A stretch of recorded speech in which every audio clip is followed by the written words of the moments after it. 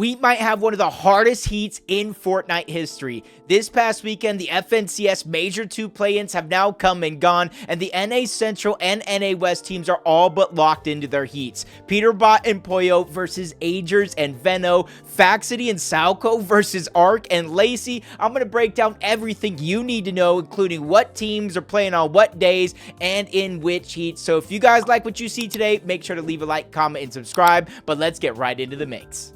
Gotta remember, as we break down the leaderboard and the heats, the regions are a little different. For EU and NA Central, it's the top 150 teams. For the other regions, it's the top 100 teams. And the way heats will actually work, it is 5 games. On EU and NA Central, it'll be top 5 winners of those games will get directly to the grand finals, and then the 10 teams from each of those heats that get top 10 on those leaderboards will also go to the finals. That only makes 45 teams, so there'll be 5 games in the last chance qualifier, while teams will win a game and book that last spot in the grand finals. For the smaller regions, it's a little bit different. It's still 5 games, those teams will make it into the grand finals, and then it's top 18 because it is only 2 heats on Saturday and Sunday, which leaves 46 teams. So the last chance qualifier will be only 4 games with those winners going into the finals, and that will be 50 teams overall for both regions. So let's go ahead and look at the leaderboard and see who placed where. As we take a quick look at the leaderboard, though, just remember it is kind of like a snake draft situation.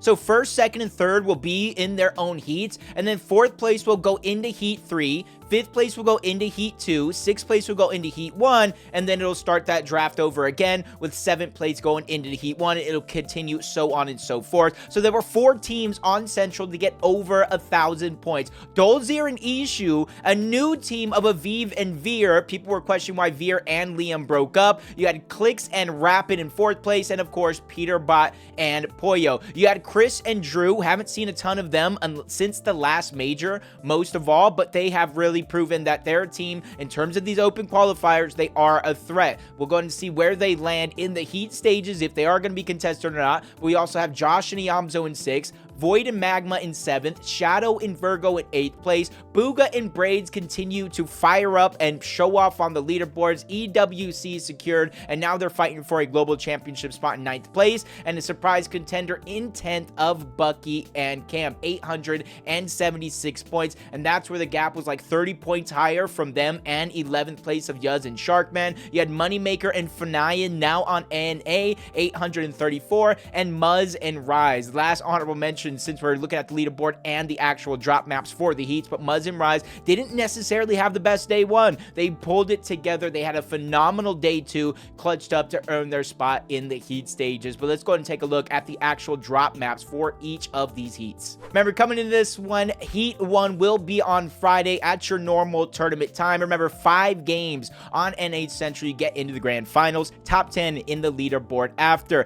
Kind of scared to do predictions, because if you guys really pay attention, for the most part, there is a couple of teams, underdog teams, that do squeak away with an actual victory royale to get that golden ticket directly to the grand finals. We've seen it almost every single major, even back when we were in trios, and then that top 10 as well, specifically because of the format. If you're not inside or even close to that top 10 come game 4, come game 5, the only thing you really have to play for is that win. You kind of see the play styles kind of change up. You also do see teams that get inside of the top 10 and they kind of have 2 really, really good games and kind of clutch up their spot, so to say. They start to kind of grief others for their drop spot. They prevent them from trying to make it into the grand finals. So when we look at Heat 1, you look at teams like Josh and Iamzo, uncontested. Dolzier and Ishu, uncontested. Javi and Aminish, uncontested. These are teams you got to kind of look at. Even Visuals and Threats, 2nd place in the last divisional finals, that have some of the best chances, whether if it's a win or consistency, to make it in overall. Especially when you look at Sunken Shores, we had a couple of notable teams not make it in. Enough and Salt, Scare, and Chance, they kind of split up and formed here.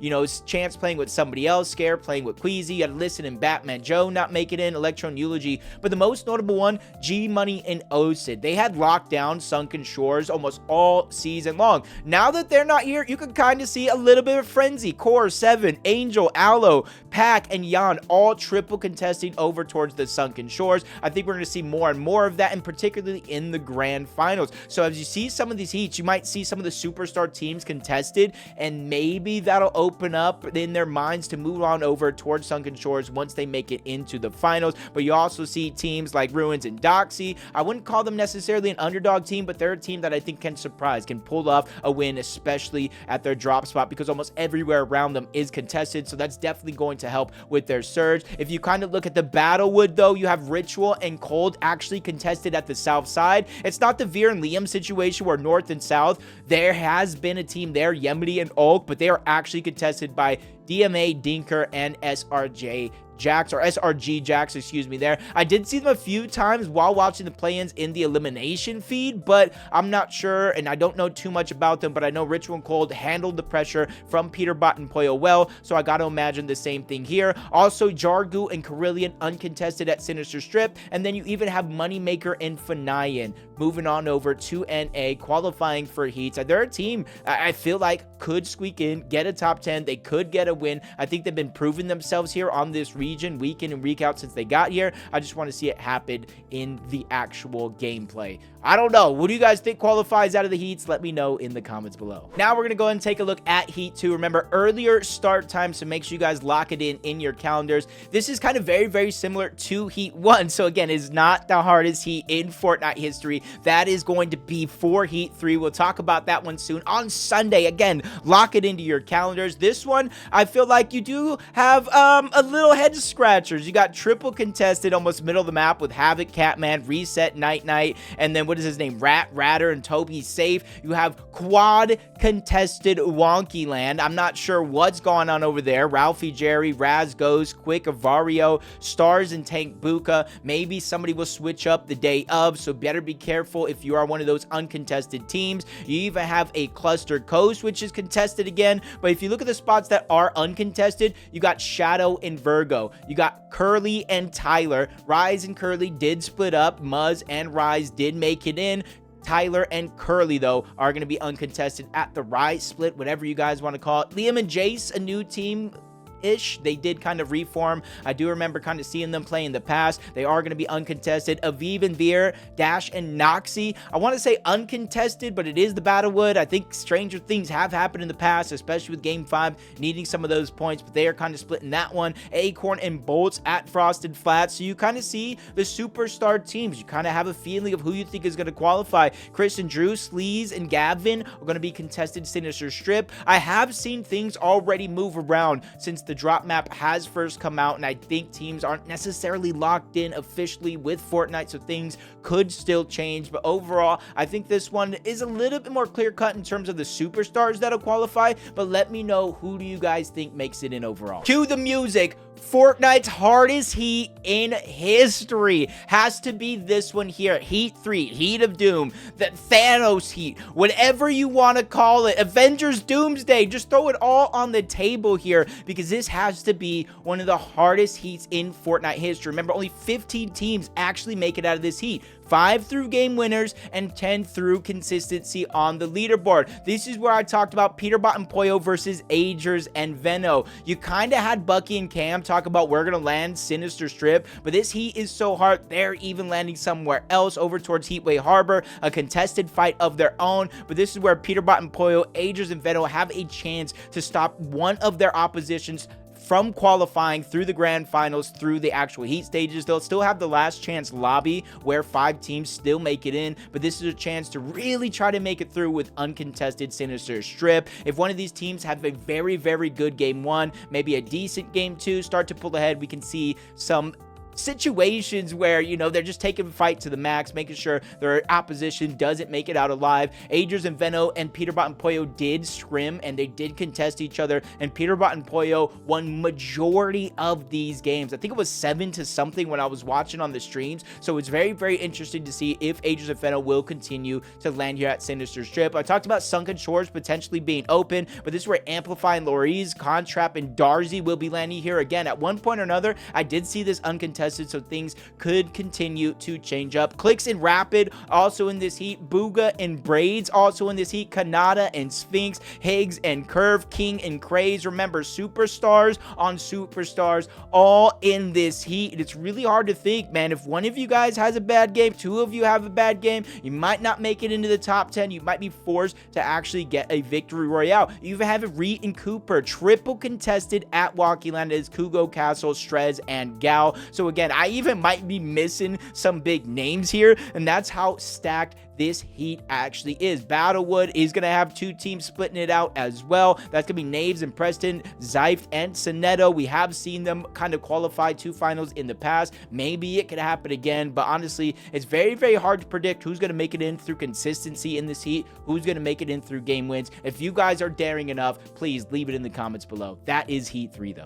Just a quick look at the leaderboard on NA West before we get right into the drop map for heats, where we only have 2 heats, Saturday and Sunday. You can watch all the action here on the YouTube or twitch.tv/JacobMvPR to join in the conversation. But on West, we only had one team reach 1,000 points. It was Zyro, and I do believe his name is Darky, 1,100 points. We had Raygun and Blood Gangsta, last week's divisional finals, in second. Compton, Snevy are going to be in third. Scissor and Velo in fourth, with Cops and Yasir in 5th place. We also had Faxity and Salko qualify into the heat stage. We'll see them later, but we also had, I think, kind of the story of it all. Lacy and Ark made it into the heat stages, the next stages of Lacy's journey of FNCS, and this one was actually kind of entertaining depending on how you want to look at it. Day 1, standard as usual. Ark and Lacy kind of doing their thing. They actually played decently well.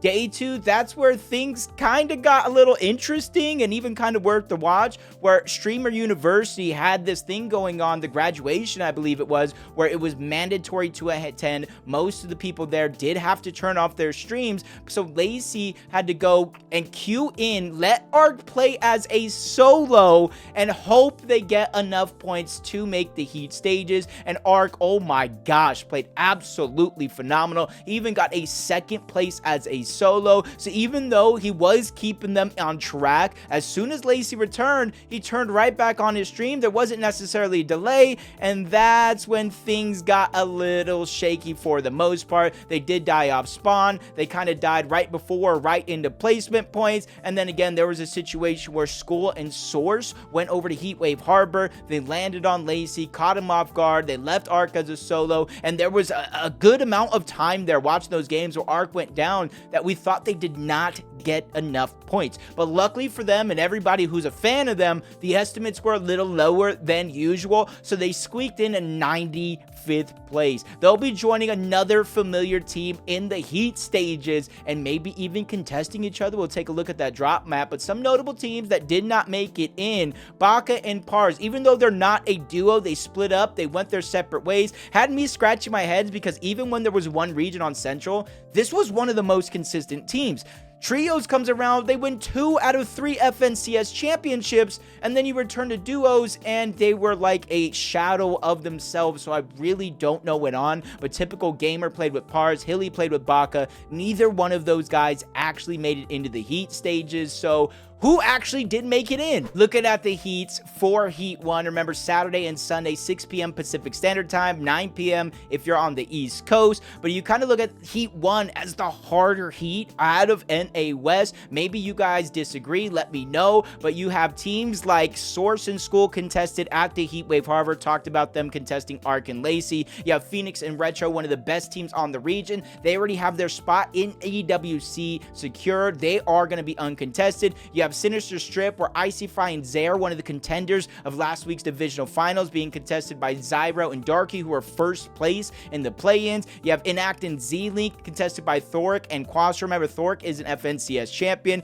Zeno and Larkos also contested. A lot of the big names, for the most part, contested, but then you have Slixies and OC also uncontested. You also have Gino and Seps uncontested. Freeze and Fuzz, obviously the 6-time FNCS champion, multi-time FNCS champion with Pump as well, uncontested at Calamari Canyon. Umik and Combi uncontested over towards that split drop just under the chop shop. So again, there are a lot of big names who are contested and a lot of of big names who are uncontested. Instead of going into predictions, you got to remember 5 games. Those 5 winners go directly into grand finals, and on NA West, it's top 18 in consistency. So 23 teams per heat, 46 teams total. 4 will go through the last chance lobby. So predictions on NA West, you got to imagine if you're a big name, whether you're contested or not, and you don't make it in, you got to rework your game plan for that last chance major.